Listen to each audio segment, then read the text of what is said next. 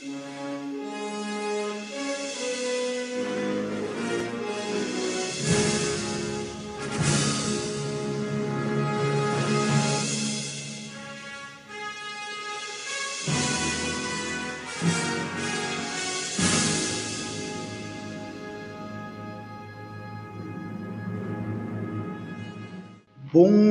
tout le monde.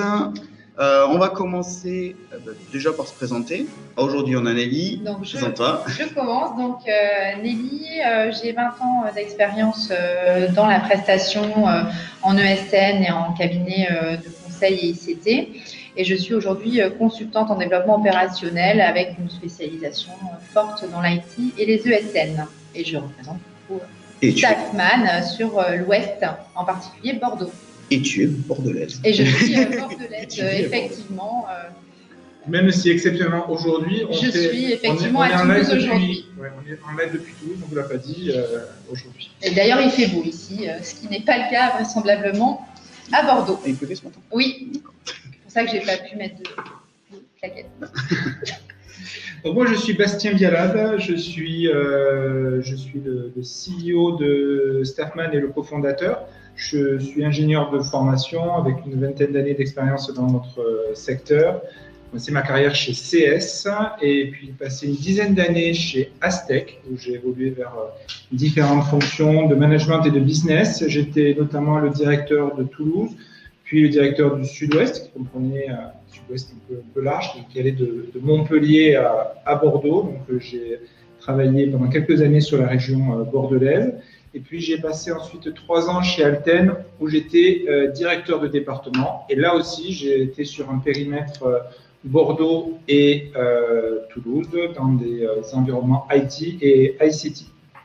Voilà, et depuis maintenant 3 ans, je suis avec Joël Allot sur Staffman. On va vous en parler tout à l'heure. Donc moi, Joël, je suis l'autre cofondateur de Staffman. Donc moi, j'ai un parcours parallèle un peu à Bastien. De formation ingénieur en informatique, j'ai rapidement évolué vers des fonctions de gestion de projet et de commerce. Alors, je suis parti plus vers un rôle de direction technique, principalement au sein de la société Astec, où j'avais en charge la direction technique France, ce qui m'a amené à évoluer un peu dans toutes les régions françaises et découvrir un peu tous les grands comptes dans toutes les régions. Comme disait Bastien, depuis 3 ans, on s'est lancé dans l'aventure Staffman. Staffman, c'est la plateforme pour les ESN qui a pour objectif de les fédérer et c'est aussi pourquoi on s'est lancé cette ambition de faire des événements, donc maintenant des webinars, pour animer en fait une communauté d'ESN et pour valoriser le savoir-faire des ESN. Donc on voit que vous êtes de plus en plus nombreux à participer, donc ça nous fait très plaisir.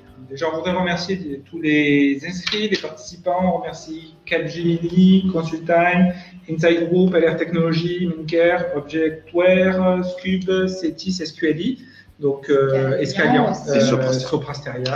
Bienvenue à tous et on est parti sur ce webinaire. Donc on commence par un icebreaker pour commencer justement pour vous faire interagir.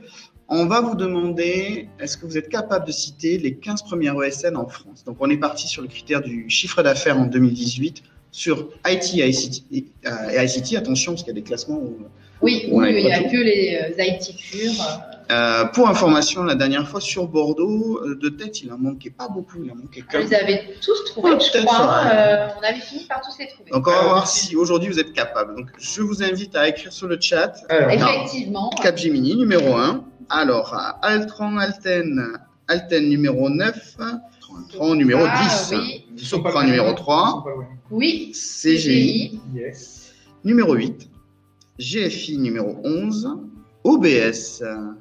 Oui. Alors, il nous manque dans le classement, hop, petit suspense. Donc, on avait bien Capgemini, Atos, Sopra. Il manquait IBM, qui est quand même un gros acteur. Accenture. Et qui revient en force, a priori, des dernières actualités sur Bordeaux, IBM. Ah. Oui. Accenture, je ne sais pas si on les voit beaucoup sur Bordeaux. Je ne les ai pas trop croisés, mais ils sont présents. C'est vrai que leur lieu de prédilection, ça reste quand même Paris. Dell Technologies sur la partie service. Donc, c'est juste les chiffres services. On parle d'1,4 milliard. Donc, OBS, CGI, Alten, Altran, GFI, on les avait. Econocom, Donc un gros acteur. Accenture non plus, on n'a pas cité. Accenture. DXC Technologies. Alors DXC Technologies, pour rappel. Pour rappel, je ne sais pas si vous connaissez toute cette la marque qui est la marque qui est la fusion entre HPE et CSC il y a un an ou deux, je crois maintenant.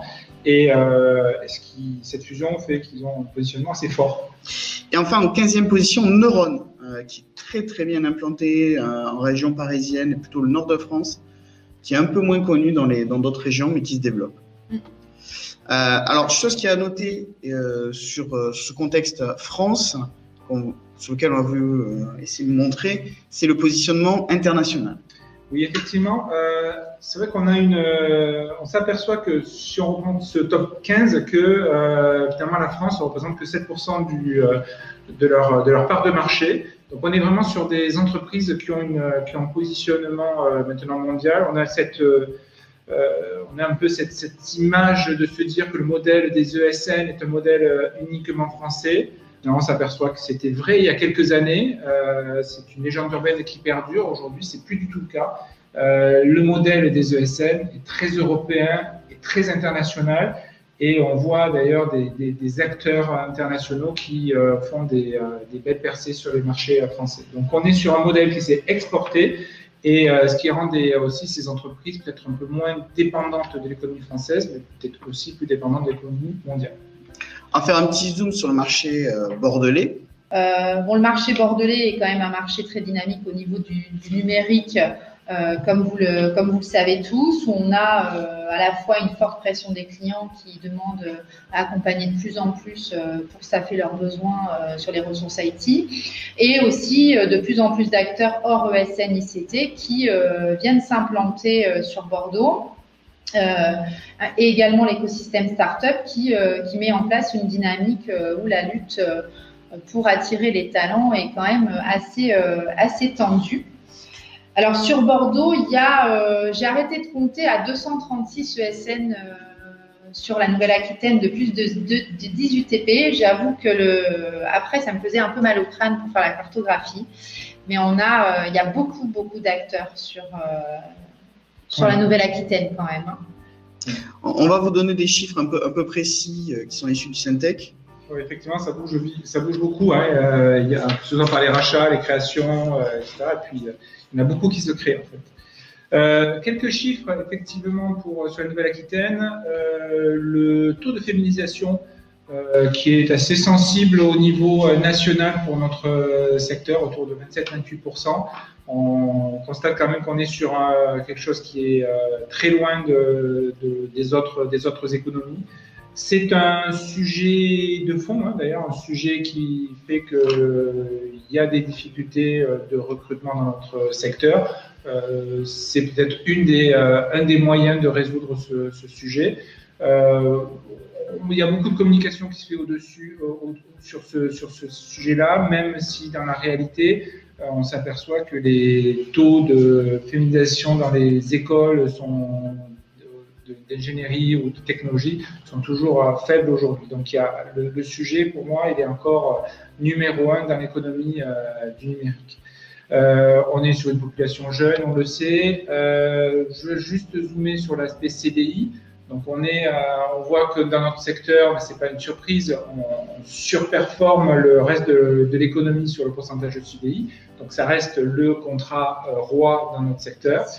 92% de CDI. Et puis, on va s'arrêter un petit peu sur la rémunération. Alors, la rémunération, alors ces chiffres datent de 2017, donc on est déjà en 2019 et il s'est passé pas mal de choses sur la région Nouvelle-Aquitaine sur ces 2 dernières années, donc c'est à prendre avec des pincettes. Avec les Parisiens notamment qui s'exportent de plus en plus, et aussi les sociétés de Paris qui ouvrent des antennes à Bordeaux. Je pense qu'on est largement au-dessus du... Voilà. Si, quand on voit les écarts, on comprend pourquoi ils se délocalisent quand même. Voilà, on a quand même un écart extrêmement significatif, sachant que ça a combien de TGV 2 heures. Voilà. Alors, donc effectivement, on est à 35 cas sur l'ensemble d'économie, 50 cas sur notre secteur, avec un peu plus bas sur Bordeaux par rapport à l'ensemble du secteur national. Ça peut surprendre, mais effectivement, on est sur un secteur qui est plus de la moitié des ingénieurs ou de l'activité, c'était en région parisienne avec un salaire moyen autour de 58K. Donc ça pousse ce salaire fortement vers le haut.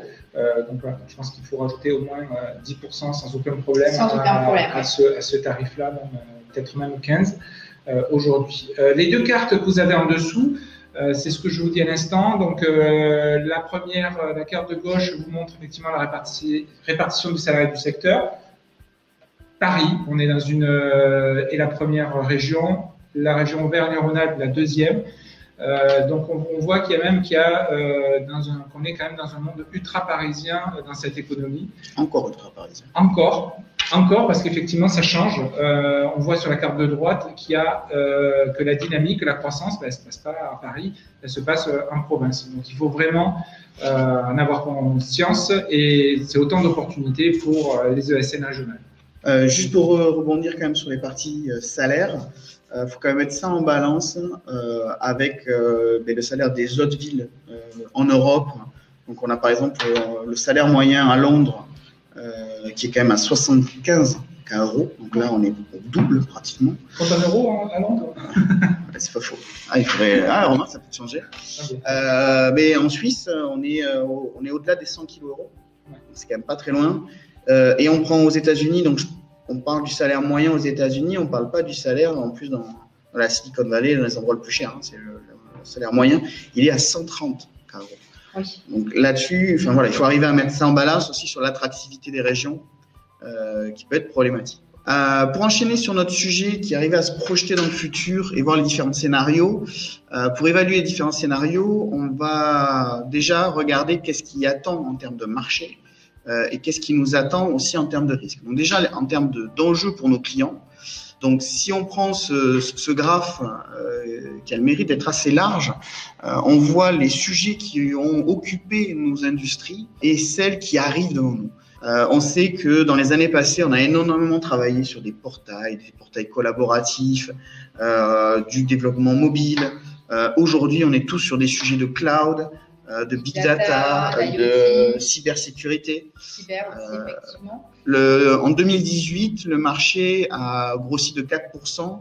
Le Syntec a communiqué sur le fait que c'était principalement porté par les problématiques de RGPD et de cybersécurité, mais que ça continue. On voit sur ce graphe que les sujets qui nous attendent, il y en a beaucoup. Donc, je serais assez curieux de voir, vous, justement, dans votre vision, est-ce que c'est la blockchain? Est-ce que c'est la robotique? Où est-ce que vous allez faire votre croissance? Est-ce qu'on a tout le monde qui a répondu? On va vous laisser continuer à voter, mais effectivement, on s'aperçoit qu'il y a des sujets d'économie qui sont créés dans le passé sur des sujets comme la mobilité et autres. Donc, et là, on voit des entreprises comme Devoteam, par exemple, qui sont spécialisées maintenant, qui étaient assez généralistes, qui sont maintenant spécialisées dans le cloud et qui deviennent comme des acteurs incontournables dessus. Et il y en a d'autres. Donc, voilà, si vous avez une visibilité pour vous dans les spécialités, allez-y. Bastien mise tout sur le chatbot, par exemple. Ok. Mais j'y crois à mort. Alors, qu'est-ce que ça donne le sondage? Ça donne quoi, du coup? On voit le cloud qui sort. Le cloud. Sort du lot. Le cloud, c'est un vrai sujet. On a souvent l'IA en fait qui arrive en tête. Donc après c'est toujours délicat parce les technologies ont une maturité dans la courbe de hype qui est toute relative selon dans le temps. Donc il y a la nouveauté et puis il y a la mise en maturité. Donc il faut le cloud est plus en avance que sur des sujets d'IA en termes d'application dans l'industrie. Et le cloud s'est quand même fait bien secouer par des acteurs qui étaient inattendus, des acteurs américains, on ne va pas citer, mais des Amazon, des Microsoft, des Google. C'était des acteurs inattendus. Tous ceux qui vendaient de l'hébergement à l'époque, il en reste encore, il nous reste encore notre petit fleuron OVH local. Mais il y en a beaucoup qui ont beaucoup souffert de tout ça. Et aujourd'hui, on voit des grands comptes qui mettent beaucoup de budget sur ces sujets. Donc, il y a vraiment de gros chantiers là-dessus. Et on a même des sociétés qui ne sont pas forcément connues sur Bordeaux, qui font de l'hébergement et qui sont attractifs pour certains grands comptes pour être sur des sites cachés, on va dire, parce qu'il est sécurisable. Pour continuer un petit peu cette projection, on a essayé de brosser les différents risques. Donc pareil, on va vous publier un petit sondage pour évaluer vous quels risques vous mettez en avant? Alors, sur ce slide, en premier, parce que pour nous, c'est clairement celui qui nous le plus évident, c'est les difficultés sur la partie recrutement et fidélisation. En France, il manque 10 000 ingénieurs chaque année, et ça depuis 10 ans. Il en manque 100 000, près de 100 000 en Europe, donc c'est pas un sujet français du tout. C'est un sujet mondial de ce talent crunch, ce manque de compétences partout dans le monde. Alors, il y a beaucoup d'efforts sur des écoles de deuxième chance, sur des nouvelles formations, école 42, mais ça ne permet pas de compenser. Alors, il y a effectivement, il en manque en entrée, mais il y en a aussi qui partent effectivement à l'étranger, qui quittent le secteur. Dans notre secteur, je pense qu'on a tous connu des consultants qui ont lâché le secteur du numérique pour aller faire complètement autre chose, planter les arbres. Et par contre, voilà, il y a quand même d'autres types de travail aussi qui font que les consultants partent. Ça peut être vers le mode de freelancing, ça peut être aussi vers les startups. Aujourd'hui, nous, on n'a aucun problème pour recruter sur Staffman. On passe une annonce, on cherche un lead dev sur Bordeaux pour démarrer demain. On a 10-15 super profils qui répondent. Et alors après, ça reste dans le volume, je pense, assez minime. J'en parlais avec Godefroy Benzman quand on l'a rencontré pour lui présenter Staffman. Il a cette vision aussi sur l'impact des startups, mais ça représente que quelques centaines ou milliers finalement de compétences sur les dizaines ou centaines de milliers qui sont concernés. Il y a aussi un autre sujet qui est que les collaborateurs sont de plus en plus en quête de sens. On a la course au Great Place to Work, la vie d'entreprise, les valeurs. Donc tout ça, il faut pouvoir l'animer et gérer cela dans le business, dans l'opérationnel. On a déjà beaucoup de choses sur la partie à traiter.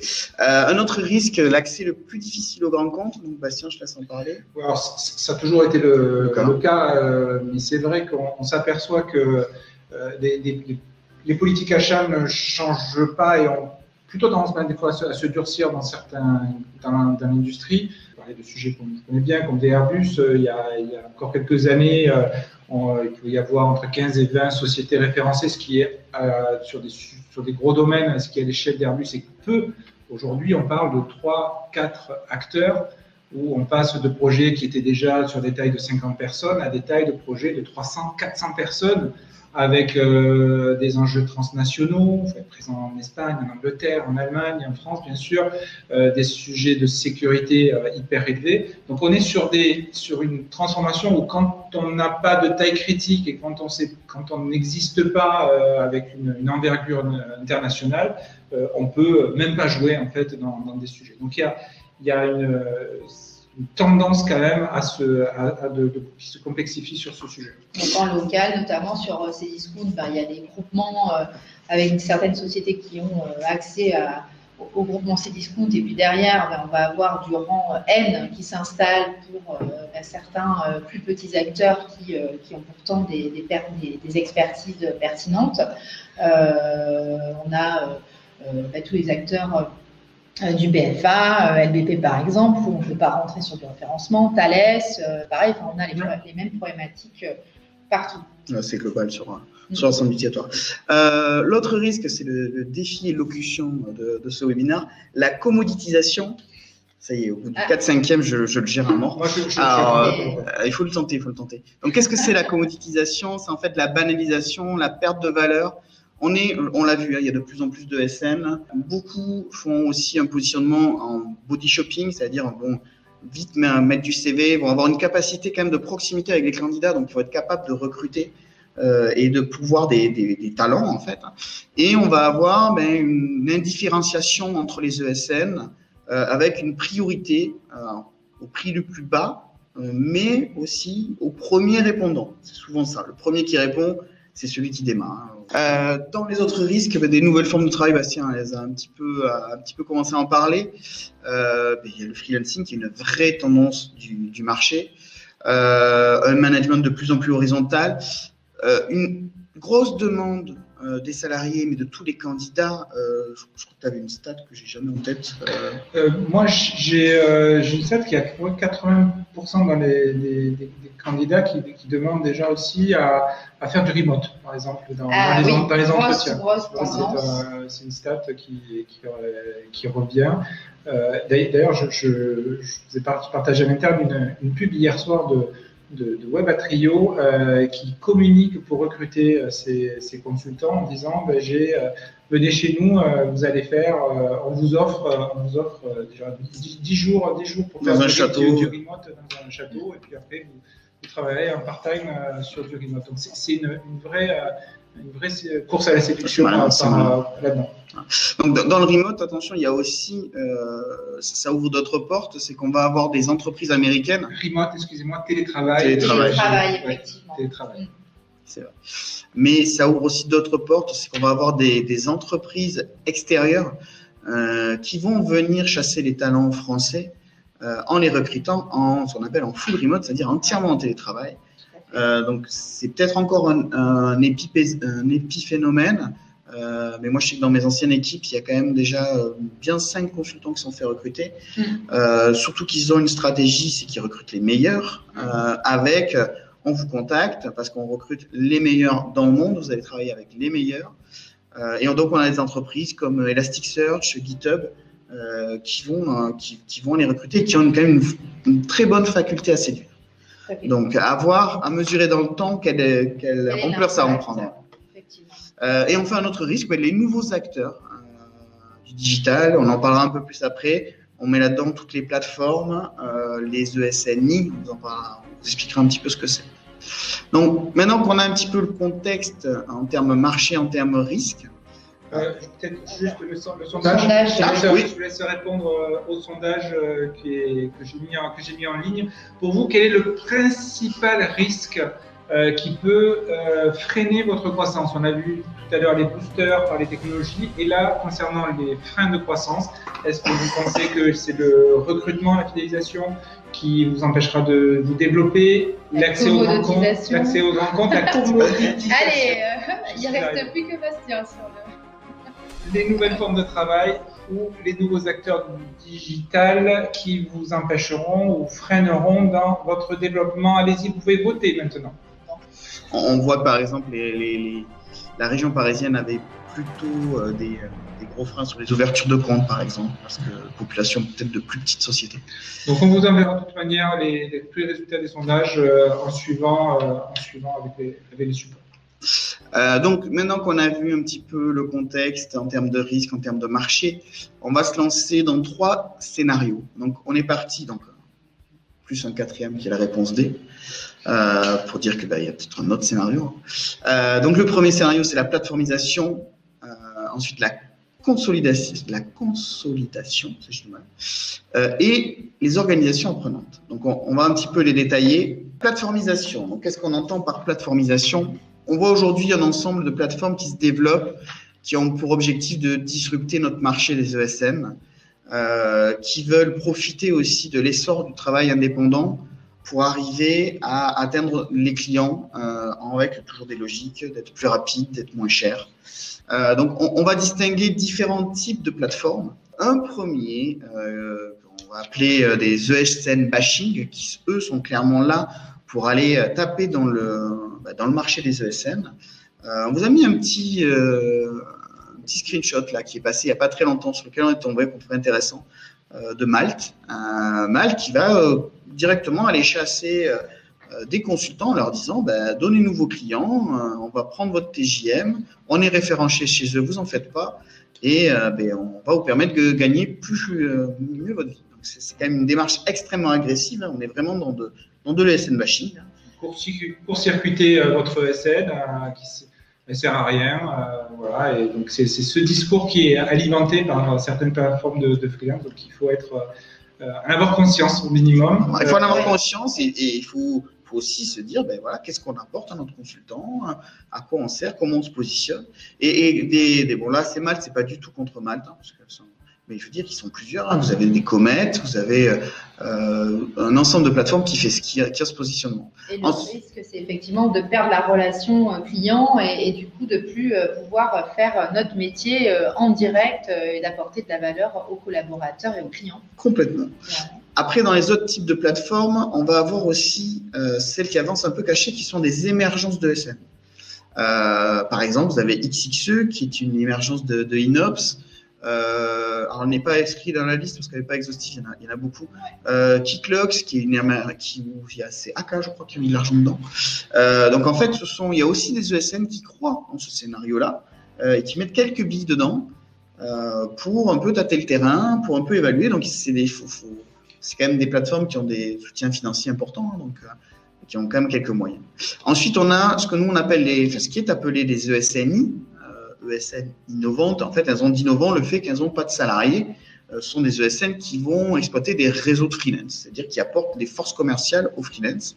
Ouais. Donc là aussi, il y en a beaucoup, qui s'ouvrent tous les jours, certaines avec plateforme, d'autres sans.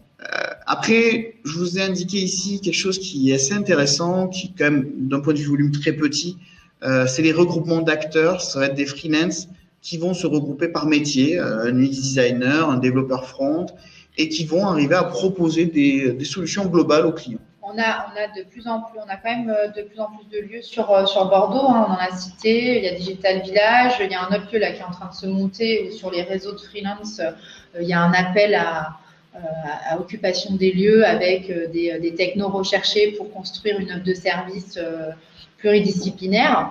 Et puis on a aussi la Data Factory qui est finalement une chose différente, qui est un regroupement de 3 sociétés qui crée un pool d'expertise de façon, encore une fois, à être dans une offre un petit peu plus globale pour apporter un service plus complet aux clients.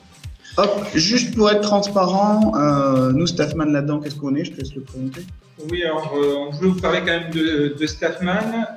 Comment on s'inscrit dans l'ensemble de ces plateformes?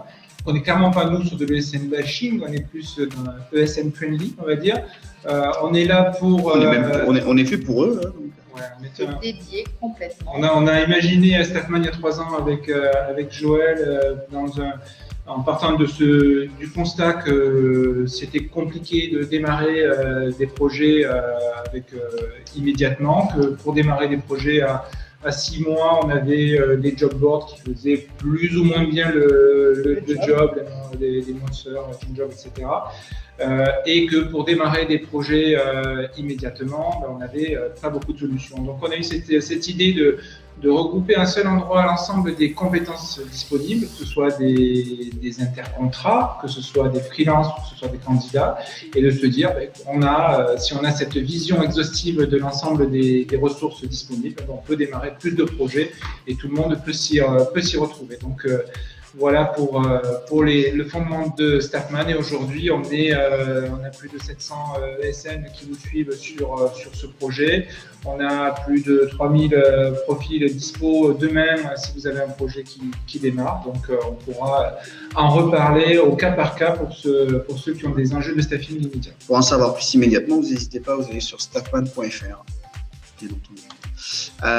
Je garde la main si vous voulez pour parler de la consolidation du marché. Alors on a vu un premier scénario qui est de se dire peut-être que tout deviendra plateforme. On a peut-être un deuxième scénario de se dire peut-être qu'il n'en restera qu'un. Peut-être qu'il va y avoir Big One.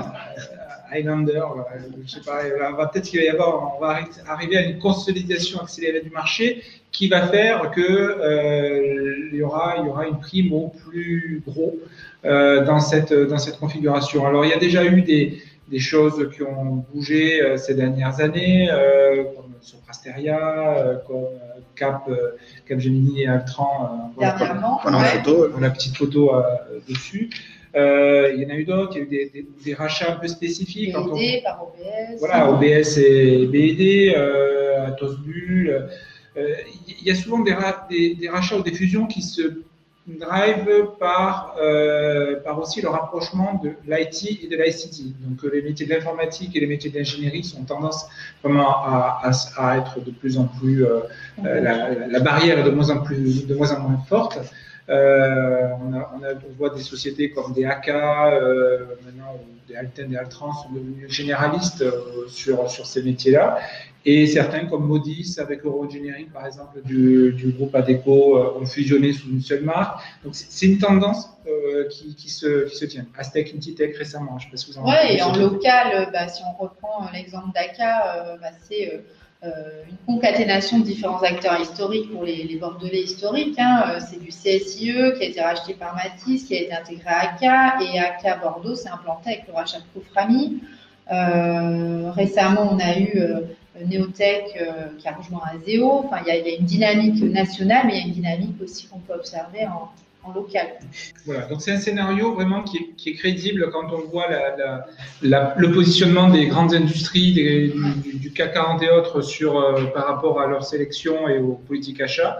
C'est une tendance qui est possible. Alors, le troisième scénario, quand on voit justement cette agglomération des groupes, il y a aussi quand même derrière tout un écosystème qui évolue. Donc là, on présente le troisième scénario qu'on a appelé organisation apprenante. Alors, je cite mes sources, j'ai mis la définition Wikipédia que je trouve au moins qui est très synthétique et claire. Qu'est-ce que c'est qu'une organisation apprenante? C'est en fait une organisation qui arrive à évoluer avec son écosystème, qui est en phase avec son écosystème. Pour vous présenter un peu plus largement, qu'est-ce que c'est? C'est une entreprise qui, comme on l'a dit tout à l'heure, comme Bastien en a parlé très justement, un client a une approche maintenant complètement système, c'est-à-dire qu'elle va demander de résoudre un problème. Ça va inclure de la mécanique, ça va inclure de l'ingénierie, du logiciel. Il va falloir pouvoir couvrir tout un éventail de compétences qu'une entreprise plus modeste va avoir du mal à couvrir. Donc en fait, maintenant, on va voir se développer des entreprises de plus en plus qui vont s'attacher à cartographier les compétences donc internes. Ça, c'est déjà le savoir-faire d'une SN aujourd'hui, elle va être maîtriser ses compétences et les faire évoluer, mais va aussi s'attacher à cartographier les compétences externes. Donc, elle va se construire un réseau de freelance, elle va se construire un réseau de partenaires d'autres entreprises. On va donc avoir le terme de SN étendu, donc avec une maîtrise parfaite de l'écosystème. On va avoir des rôles aussi qui vont se développer. Donc, le DRH change un petit peu d'intitulé et on parle de direction des réseaux humains. Et on va avoir des gens en charge au jour le jour de gérer des comités de freelance. Donc ça, c'est un scénario que l'on voit, nous, de plus en plus se développer. Donc, Staffman, on est complètement dans cette logique-là, puisqu'on va être un outil qui va permettre de collaborer plus ensemble au travers de l'utilisation de compétences de freelance, au travers de la collaboration avec d'autres SN. On est toujours parti du prédicat qu'on on est concurrent, mais on peut être partenaire sur beaucoup de sujets. Maintenant, c'est à vous de nous dire quel scénario vous pensez il va s'imposer. Donc, réponse A, la plateformisation. Réponse B, la consolidation. Réponse C, l'organisation apprenante. Réponse D, la réponse D. Vous avez le droit de répondre la réponse D. Je ne sais pas si elle est la réponse D. C'est D. Si, elle est là. On est dans le sondage, Annie? Oui, oui. Ah, ok. Alors, on vous laisse un petit peu de temps.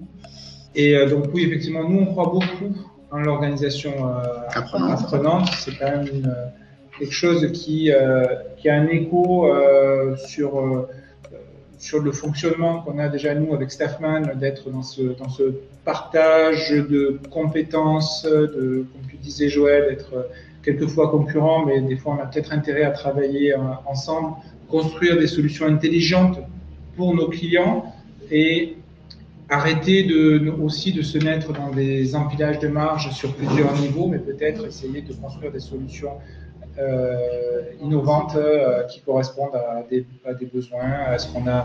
Si on a un sujet qui est international, peut-être se mettre en relation avec une entreprise qui est adaptée localement, forte localement. Quand on a une expertise, aller vers une entreprise qui est vers l'expertise. Donc c'est cette intelligence collective qui peut aussi donner des beaux résultats. Et puis, ça reste quand même le basique de notre métier. C'est notre capacité, c'est la valeur qu'on apporte aux clients, c'est cette capacité à rassembler les bonnes personnes au bon moment pour faire les bons projets avec de l'agilité qui permet d'animer tous les acteurs compétents. Complètement. On va conclure là-dessus. Alors, j'espère que ce petit webinaire vous a intéressé. N'hésitez pas à nous faire des feedbacks On a plein d'autres sujets à venir. Je pense qu'on va très rapidement en faire. Voilà, si vous avez des questions, vous pouvez les mettre dans le chat. Alors, je vais répondre à une première question déjà qui était sur les tendances du marché au niveau de l'offshore et nearshore. Ouais. Alors, c'est intéressant parce que il y a plusieurs temps sur ce marché de l'offshore et du nearshore. L'offshore et le nearshore existent toujours, mais finalement, on parle, comme disait Joël, on est plus dans une internationalisation des ressources. Donc, il y a des projets qui sont bien définis, qui vont se traiter en offshore et nearshore, mais finalement, la plupart des projets nécessitent de travailler près des clients. Et on a une tendance plutôt inverse qui est de se dire, qu'on voit beaucoup à Paris, c'est plutôt ce qu'on appelle l'import de talents. C'est-à-dire qu'on va avoir plutôt du personnel qui vient venir notamment du Maghreb, par exemple, qui va venir travailler en France pour compenser le manque de ressources locales. Et c'est quelque chose qui s'est organisé et qui s'accélère. Donc, on est vraiment sur quelque chose qui est très vrai sur Paris et qui commence à arriver aussi en province. Tout à fait. Aujourd'hui, les méthodes agiles vont plus vers de la proximité. Bémol quand même, comme on disait tout à l'heure, tout le savoir-faire qu'on est en train de développer sur le travail en remote fait qu'on peut voir émerger de nouvelles tendances très rapidement. Est-ce que c'est pas nous qui allons bientôt chasser un peu partout des profils à l'étranger, des profils dans l'étranger et les gérer directement? C'est possible. Pour les vendre aux clients. Après. Ouais, voilà. Et on est quand même quand on parle de SN, on dépend beaucoup de nos clients. Exactement. On sait faire des projets externalisés. Tous les clients n'ont pas cette maturité et donc compliqué. Les sociétés qui arriveront à résoudre ce sujet du remote, à mon avis, c'est celles qui s'en sortiront le mieux dans le temps. Et ensuite, il y a une autre problématique, comme on disait, la carence des talents, elle n'est pas française, hein, elle est mondiale. Donc même les cellules offshore et nearshore sont aussi à bloc, n'arrivent plus à staffer. Ouais. Chez nous, on avait un centre sur l'île Maurice, on embauchait toutes les promos qui sortaient de l'école. On était à 100% des capacités de l'île. Bon, l'île Maurice, c'est quand même petit. Mais même en Inde, on a énormément de turnover et ça ne pèse pas parce qu'il y a énormément de concurrence entre les sociétés. Cette problématique, elle n'est pas française, elle est mondiale. Après, les Bordelais, certains clients bordelais restent encore un peu frileux sur les évolutions des modes de travail, la mixité des équipes. Ouais, mais c'est Paris l'était aussi. Mais ça va venir, ça va venir effectivement, puisqu'on voit Paris anticipe souvent les tendances. Hein. On l'a vu sur les freelances, par exemple, le sujet du freelancing sur Paris, c'est même plus la question. Même plus un sujet. La question, c'est pas un frein, quoi. Et c'est naturel quand on est une ESN de proposer un candidat, un freelance, un intercontrat, c'est quelque chose qui est naturel. Aujourd'hui, c'est encore un peu en retrait en province, mais c'est des choses qui arrivent. Compliqué notamment le remote sur Bordeaux et aussi les freelances, oui, compliqué. Complètement, mais c'est. Après, il y a des solutions à tout problème, mais faut être créatif. Il faut arriver à éduquer nos clients. Il faut quand même bien avoir en tête que c'est une attente aujourd'hui des consultants, donc il faut arriver à y répondre. Okay. Mais c'est en effet un gros sujet. Voilà, donc il est 13h, on va rester là pour ce webinaire. On vous remercie. Comme disait Joël, d'autres sujets à venir autour des ESN. On a déjà préparé un certain nombre de nouveaux webinaires autour du social staffing, par exemple, comment utiliser des concepts d'inbound marketing pour recruter les meilleurs et avoir une utilisation encore plus efficace, par exemple de LinkedIn ou autre. D'autres sujets à venir aussi. Donc les supports vont partir, vous allez les recevoir dans quelques rapidement. On va prendre aussi contact avec vous. Si vous souhaitez qu'on développe ces sujets-là, cette vision sur le marché des ESN bordelaises, ou si vous voulez qu'on parle aussi de Staffman, c'est avec plaisir. Vous pouvez nous contacter directement par mail sur les réseaux. On vous répondra avec plaisir. Et puis voilà. Puis il est temps d'aller déjeuner. Je vous remercie. Bon appétit à tous. Bon appétit. À bientôt sur Bordeaux. Merci. Merci beaucoup. Au revoir.